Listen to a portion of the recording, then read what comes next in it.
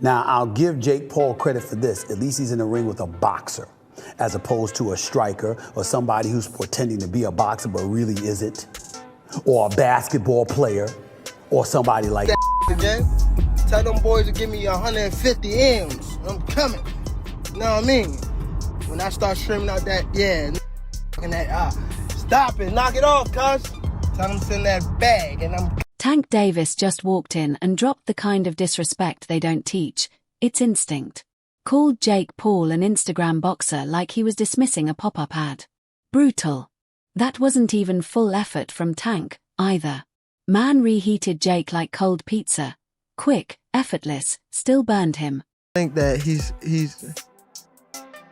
you know how he got fat? He's a Instagram boxer. Yeah, he's a good-looking guy.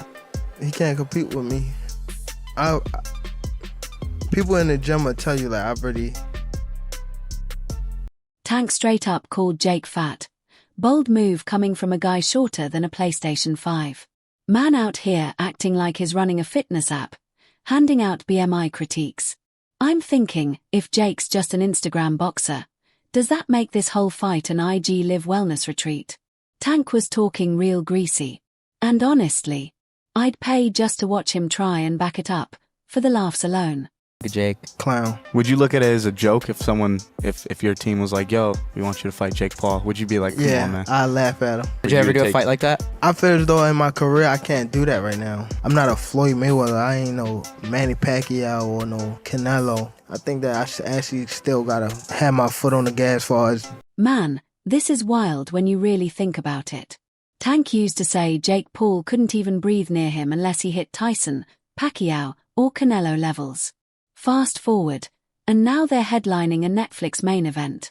We all see what went down. That whole legacy talk. Quietly swapped for however many zeros were on the check, and hey, I get it, money talks. But let's not pretend this ain't a pivot. Tank went from guarding the gates of boxing greatness to working the ticket booth at the hype circus.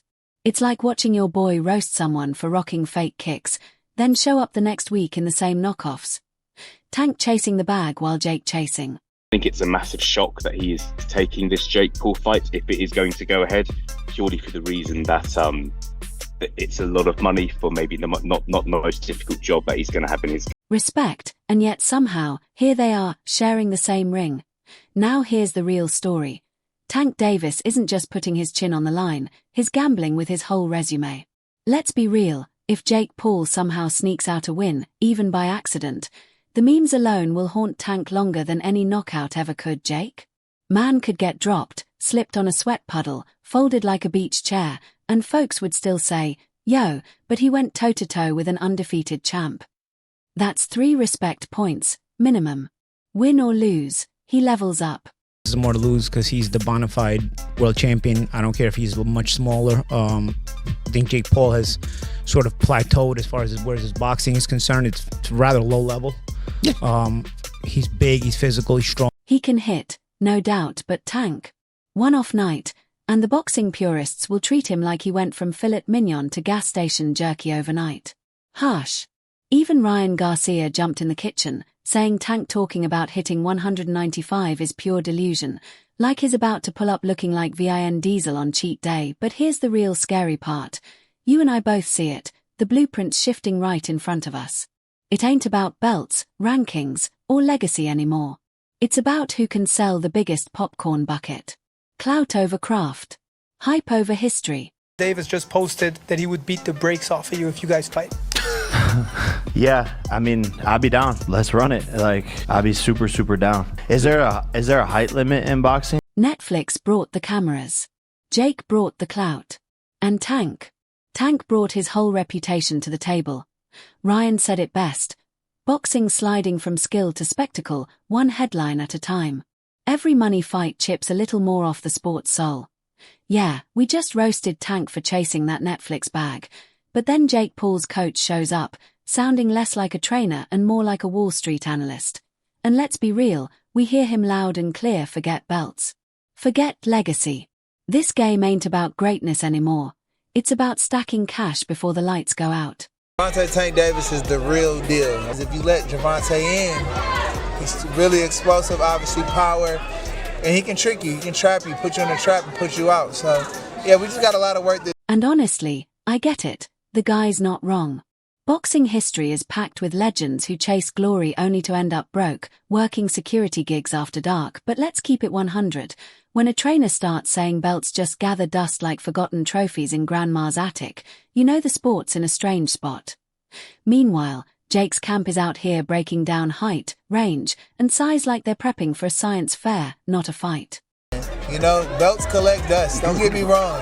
It is an achievement, a great achievement. You get the Hall of Fame. You get to hit a... And I'm just sitting here thinking, bro, this ain't geometry class.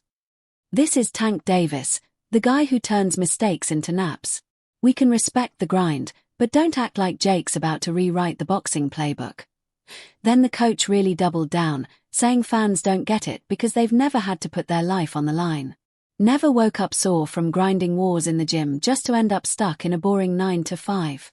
That's his whole angle. Fighters deserve that big payday before the game chews them up and spits them out. Fighters that have many belts and all and don't have nothing no more. So you gotta get your money, man. Yeah. So shouts out to Jake and Tank, and listen, get your money, man. Get your money. That's what's cool, coach. We hear you, but don't act like we're blind. We see the money play loud and clear. No matter how you spin it, Tank versus Jake still feels like hustle dressed up as history. After Jake Paul's coach broke down size, range, and how Tank can shut it down if you blink wrong, I thought we'd hit peak wisdom for the day. Nope. Next thing you know, we slide over to the Mayweather gym and Uncle Jeff drops his truth bomb, poker face and all, saying this fight just doesn't make sense, and honestly, he ain't lying. This whole thing sounds like somebody pulled names out of a hat at a family reunion. You, me, we know Jeff's been around the game too long to sugarcoat anything. I mean, there was a long line of people that wanted to fight Jake Paul. He just didn't pick him. He just picked a name. He picked a guy that has a name, and basically, there's nothing wrong with that because that's... Jeff sees it clear, Jake's weight, Tank's legacy, and the whole circus they're building around this fight. It's like watching someone roll a tricycle at a NASCAR race. Sure, it moves, but do we really need to see that on the track? Jeff Mayweather didn't hold back. He looked at Tank versus Jake and basically said, this makes no sense. Jake's cruising in at over 200 pounds while Tank's floating near 150. That's not a fight, that's a weight class prank. He also pointed out how folks always talk about Jake pulling setups. And since this is an exhibition, Jeff's convinced both guys are walking out with their hands raised, no matter what. One of those situations where it just doesn't make sense to anybody that's a real boxing fan. It doesn't make sense at all. Any chance that the fight is exciting? But then Jeff dropped the real heat. Tank might be cashing out, halfway into retirement, halfway out the door. Playing it safe instead of settling unfinished business with Roach.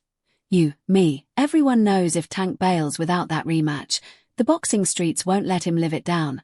And just when we thought Jeff had us shook, Amir Khan steps in, throwing more fuel on the fire. He called Tank versus Jake a straight-up bad mismatch. Can't argue with that. Amir's looking at the real killers in Tank's division like Haney, Shakur, Teofimo, and wondering why the hell Tank's picking Jake Paul.